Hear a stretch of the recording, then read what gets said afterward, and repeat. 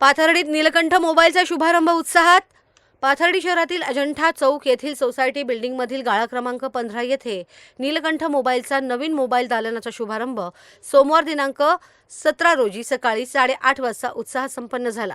श्रावणी पहिल्या सोमवारच्या शुभमुहूर्तावर आयोजित या उद्घाटन सोहळा हरिभक्त परायण महंत आदिनाथ महाराज शास्त्री श्री क्षेत्र तारकेश्वर गड महिंदा यांच्या हस्ते संपन्न झाला।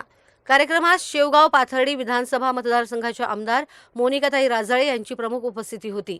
यावेळी राजीव राजाळे, व्यापारी संकुलातील सर्व सोसायटी संचालक, चेअरमन, व्हाईस चेअरमन, स्टाफ, नगरसेवक, नगरसेविका तसेच नागरिक आणि मित्रपरिवार उपस्थित होते।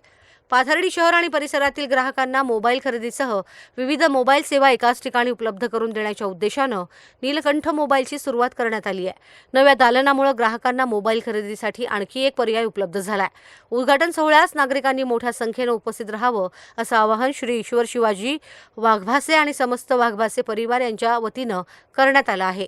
प्रतिनिधी Sunil Shewale, media daily news, Pathardi.